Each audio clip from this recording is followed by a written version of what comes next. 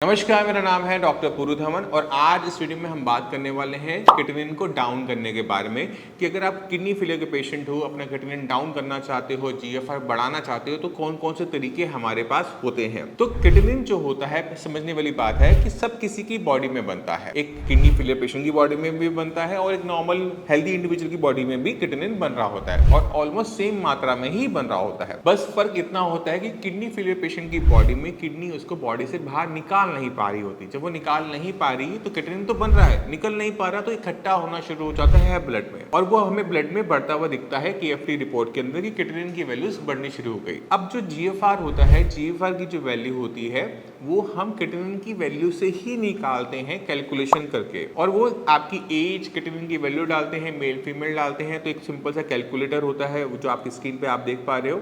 इसी की हेल्प से कैलकुलेट कर लिया जाता है कि आपका GFR कितना है। तो अगर हमने GFR बढ़ाना है तो हमें क्रिएटिनिन को डाउन करना पड़ता है। अब क्रिएटिनिन जो हमारे शरीर में बन रहा है, अब उसको कम करने के हमारे पास तरीके कौन कौन से हैं इसको जान लेते हैं। अब हमारे पास दो तरीके होते हैं, या तो हमारे शरीर में क्रिएटिनिन बने ही कम तो रिपोर्टों में कम नजर आएगा, या फिर हमारी बॉडी में उसका जो एक्सक्रीशन है, यूरिन के रस्ते जो हम क्रिएटिनिन निकालते हैं वो बढ़ जाए तो हमारा क्रिएटिनिन डाउन हो जाएगा। बस यही दो तरीके हैं, इसके अलावा कोई तीसरा तरीका है हमारे पास नहीं है। तो जब भी कोई किडनी फेलियर का पेशेंट आता है तो हमारी कोशिश ये होती है कि हम दोनों ही मेथड पे साथ साथ काम करें। हमने पेशेंट की बॉडी का भी ध्यान रखना होता है कि पेशेंट की बॉडी को किसी टाइप का नुकसान ना हो। अब ये जो क्रिएटिनिन है ये प्रोटीन का बना हुआ वेस्ट मटेरियल है, प्रोटीन है, वेस्ट मटेरियल है। तो अगर किसी किडनी फेलियर पेशेंट को मैं ये बोलता हूँ कि आपने प्रोटीन खाना ही बंद कर देना है तो क्या होगा कि क्रिएटिनिन का जो कच्चा माल है वो बॉडी में कम होगा और उसका रिजल्ट क्या होगा कि लेवल क्रिएटिनिन के डाउन होने शुरू हो जाएंगे। मगर ध्यान देने वाली बात ये होती है कि हमारी पूरी बॉडी प्रोटीन की ही बनी हुई है। हमारे नेल्स हैं, हमारी स्किन है, हमारे हेयर है, हमारी आईज है, जहां तक भी देखोगे वहां पे आपको प्रोटीन ही लगा हुआ मिलेगा। तो जब हम प्रोटीन का इंटेक पूरी तरह से बंद कर देते हैं तो बॉडी के अंदर प्रोटीन से चलने वाली चीजों पर भी असर पड़ना शुरू हो जाता है। हीमोग्लोबिन लेवल कम हो जाता है, बॉडी का जो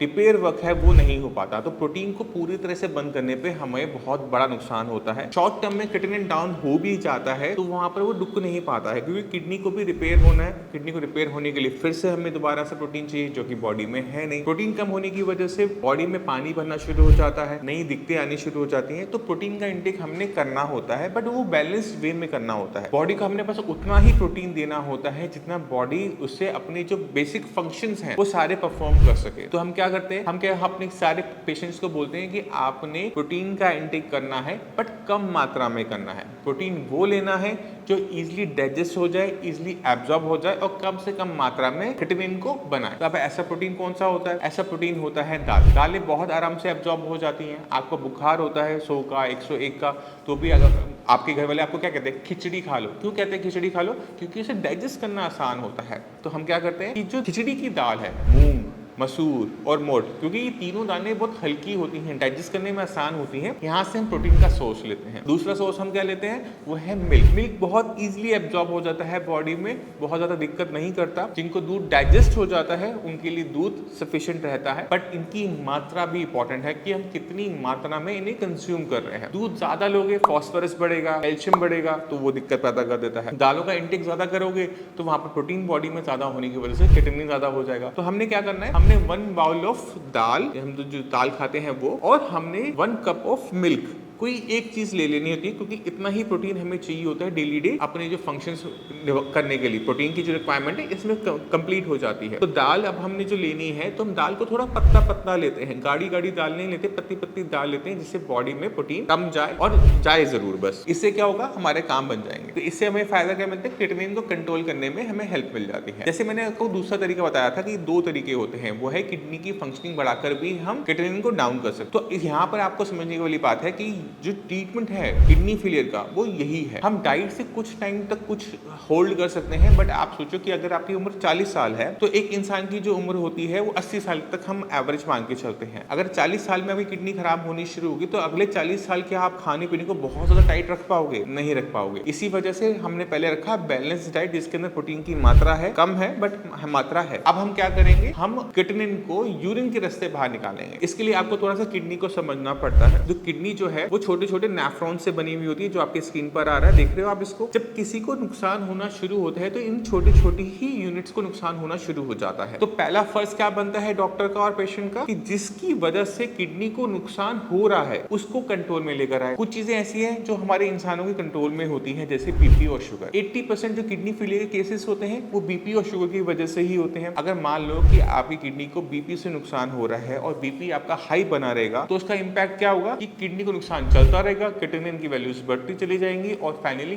किडनी एंड स्टेज में पहुंच जाएगी। तो पहला काम कि आपने आइडेंटिफाई करना है कि किडनी को नुकसान क्या चीज पहुंचा रही है, क्या वो बीपी है या वो फिर शुगर है। एक बार आपने आइडेंटिफाई कर लिया, आपसे नहीं हो रहा, डॉक्टर ने कर लिया कि बीपी से आपकी किडनी खराब हो रही है या फिर शुगर से किडनी खराब हो रही है, दोनों की वजह से किडनी खराब हो रही है, तो आपका पहला फर्ज और डॉक्टर का पहला फर्ज क्या बनता है कि बीपी शुगर को हर कीमत पर कंट्रोल में लेकर आओ। नॉर्मल लिमिट से थोड़ा सा नीचे की तरफ उसको रखो, ना कि थोड़ा सा ऊपर की तरफ। कई बार पेशेंट कहता है कि डॉक्टर साहब मेरा बीपी 130/90 ही तो है, ठीक ही तो आ रहा है, ये तो नॉर्मल होता है। 130/90 नॉर्मल हेल्दी इंडिविजुअल का, यानी एक इंसान जो बिल्कुल हेल्दी है, परफेक्ट है, उसके लिए नॉर्मल हो सकता है, मगर जिसकी किडनी ऑलरेडी डैमेज ले चुकी है उसके लिए बीपी को थोड़ा सा नीचे की तरफ रखना ज्यादा फायदेमंद रहता है। तो आपने क्या करना है, अपना जो ब्लड प्रेशर है नीचे वाला उसको 70-80 की रेंज में रखना पसंद करोगे। अगर आप उसे 70-80 की रेंज में आप इसे कंट्रोल कर लेते हो तो आपकी किडनी को और कोई नया नुकसान नहीं होगा। जो नुकसान हो चुका है, बट कोई नया नुकसान किडनी को नहीं जाएगा। और ये ही आपका ट्रीटमेंट का पहला स्टेप होता है। इसी तरह से अगर आप डायबिटिक हो, डायबिटीज की वजह से किडनी खराब हो रही है, शुगर आपकी 250, 300, 400 चली जाती है, तो वहां पर जब शुगर लेवल आपके क्रॉस करते हैं एक पर्टिकुलर लिमिट को, तब जाके किडनी को नुकसान होता है। तो इसी तरह से हम क्या करेंगे, शुगर के लेवल्स को हम कंट्रोल करने की कोशिश करेंगे कि वो हर टाइम, चाहे फास्टिंग हो, पीपी हो, चाहे वो रैंडम शुगर हो, वो 180 से नीचे रहे। खाना खाने के बाद शुगर बढ़ती है तो हम कोशिश करेंगे कि वो 180 को टच करके वापस नीचे आ जाए या उसको टच भी ना करे। इससे फायदा क्या होता है, आपकी किडनी को जो नुकसान पहुंच रहा है शुगर की वजह से वो कंट्रोल हो जाएगा। अब इसके लिए आपको चाहे इंसुलिन लेना पड़े, चाहे अपनी मेडिसिन की मात्रा को बढ़ाना पड़े, खाने पीने में बदलाव करना पड़े, एक्सरसाइज को ऐड करना पड़े, क्या फर्क पड़ता है, किडनी तो बच रही है ना। तो ये चीज बहुत जरूरी हो जाती है। इसी तरह से अगर बीपी से किडनी खराब हो रही है, अगर नमक आपको खाने में कम करना पड़े, खाने में से अचार पापड़ निकालने पड़ते हैं, क्या फर्क पड़ता है, उससे जिंदगी तो रुकती नहीं है और उससे हमारी किडनी को नया नुकसान होना बंद हो जाता है। तो ये बहुत इंपॉर्टेंट चीजें होती हैं। अगर ये करने के बाद भी कंट्रोल में नहीं आ रहा तो आपने मेडिसिन को वहां प्लेस करना है। मेडिसिन को आपने इस तरह से प्लेस करवाना है कि आप उसको कंट्रोल अच्छी तरीके से कर दो। अगर डॉक्टर जब भी कोई पेशेंट डॉक्टर के पास जाता है तो डॉक्टर अपने आइडिया से पहले मेडिसिन को प्लेस करता है, और वो जरूरी नहीं है कि आइडिया सही जाए, वो एज्यूम्पशन के ऊपर होता है कि ठीक है पेशेंट को ये दिक्कत है, पेशेंट का बीपी इतना हाई जा रहा है तो इसको ये वाली डोसेज की मेडिसिन जाएगी, तो हम आइडिया से पहले मेडिसिन को प्लेस करते हैं। मगर क्या होता है कि पेशेंट की जो अगली विजिट होती है वो 1 महीने बाद होती है। अगर बीपी पहले हाई था, अब नीचे की तरफ आया, बट वो स्टिल हाई है, नॉर्मल लिमिट से ऊपर है, तो पूरा महीना किडनी को डैमेज चलता रहता है और अगली रिपोर्ट फिर से खराब आ जाती है। तो पहला फर्ज आपका क्या बनता है, मेडिसिन शुरू करना। मेडिसिन शुरू करने के बाद फर्ज बनता है कि डेली बेसिस पे अपनी बीपी और शुगर को मॉनिटर करना और एक चार्ट बना लेना कि मेरा बीपी कितना हाई जा रहा है और मेरी शुगर कितनी हाई जा रही है। बीपी को जब हम टेस्ट करते हैं तो मेडिसिन खाने से पहले टेस्ट करते हैं, मेडिसिन खाने के बाद नहीं। तो सुबह उठते पहला काम क्या है, बीपी चेक, उसके बाद बीपी की मेडिसिन खाओगे। क्यों करोगे, क्योंकि बीपी हमें 24 घंटे 365 दिन और बहुत लंबे ड्यूरेशन के लिए कंट्रोल में रखना पड़ता है। अगर मेडिसिन लेने के बाद बीपी कंट्रोल में आ जाता है और कुछ घंटों के बाद फिर वो बढ़ना शुरू हो जाता है, तो वहां क्या होता है कि हम हर टाइम तो बीपी की मशीन लगा के बैठे हुए नहीं है, बीपी दोबारा से बढ़ता है, फिर किडनी को डैमेज करता है। अब ये जो थोड़ा डैमेज जो बीपी करता है बीच में, 2 मेडिसिन के बीच में जो थोड़ा सा डैमेज कर देता है, प्रॉब्लम क्या होती है, उससे डैमेज का बढ़ता चला जाता है, क्रिएटिनिन लेवल बढ़ते चले जाते हैं। तो हम क्या करेंगे, हम मेडिसिन खाने से पहले ही बीपी चेक करेंगे। बीपी ठीक है तो भी मेडिसिन खाएंगे, बीपी लो है तो मेडिसिन कम कर देंगे बट बंद नहीं करेंगे, ठीक है। और अगर बीपी हाई है तो मेडिसिन हम पूरी लेंगे और अपने डॉक्टर को कॉल करेंगे, पूछेंगे डॉक्टर साहब मेरा बीपी हाई आ रहा है, मुझे क्या करने की जरूरत है कि ये आज की तारीख में ही कंट्रोल हो जाए। तो नॉर्मली क्या करना होता है कि जो मेडिसिन आप 5 mg की ले रहे हो उसे 10 mg करना होता है, बस इतना फर्क होता है, इससे ज्यादा कोई फर्क हमें ज्यादा करना नहीं पड़ता। तो उससे क्या होगा, बीपी अच्छे तरीके से कंट्रोल में आ गया और हमारी जो कंडीशन है पहले से बेटर हो गई। तो ये तो बात हो गई कि किस तरह से हम बीपी शुगर को हमने कंट्रोल में रखना है और उसे कंट्रोल करने से हमें क्या फायदा होंगे। इसके बाद हमारा सेकंड स्टेप क्या बनता है कि किडनी की फंक्शनिंग को बढ़ाना। तो किडनी की फंक्शनिंग बढ़ाने के लिए हमें समझना पड़ता है कि बीपी शुगर ने किस तरह का डैमेज किडनी के अंदर किया है। जो किडनी के अंदर जो नेफ्रॉन्स हैं, जो सेल्स हैं, अगर वो मर गए हैं, टिश्यू मर गए हैं, तो वो जिंदा नहीं होने वाले। जो जिंदा है, अगर वो बीमार है, वो इन्फ्लेम्ड है, उनमें सूजन है,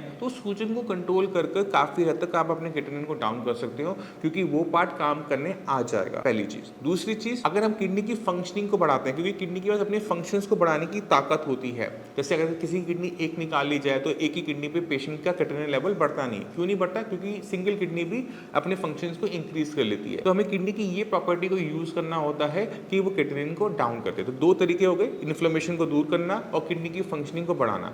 अगर हम ये सारी चीजें एक साथ कर लेते हैं तो पेशेंट के क्रिएटिनिन लेवल डाउन होने शुरू हो जाते हैं, जैसे कि आप इस रिपोर्ट्स में देख सकते हैं। तो आपने खुद देखा कि क्रिएटिनिन को डाउन करना, जीएफआर को बढ़ाने के लिए बहुत मेहनत करनी पड़ती है पेशेंट को भी और डॉक्टर्स को। और आपको समझना पड़ेगा अपनी बीमारी को, क्योंकि जिस दिन आप अपनी बीमारी को समझ जाते हो तो आप अपने दुश्मन को समझ जाते हो, और जब आप अपने दुश्मन को समझ गए तो उसकी कमजोरियां भी आप समझना शुरू कर देते हो और उन पे अटैक करना बहुत आसान हो जाता है। तो मैं उम्मीद करता हूँ इस वीडियो से आप काफी कुछ समझ गए। फिर भी माइंड में कोई भी डाउट है, कुछ भी पूछना चाहते हो, मैं अवेलेबल हूँ। आप मेरे डॉक्टर की टीम से भी बात कर सकते हैं, मुझसे भी आके मिल सकते हैं। इसी के साथ आप सभी चलने की आगे चाहूंगा। मिलते हैं अगले वीडियो में, तब तक के लिए नमस्कार।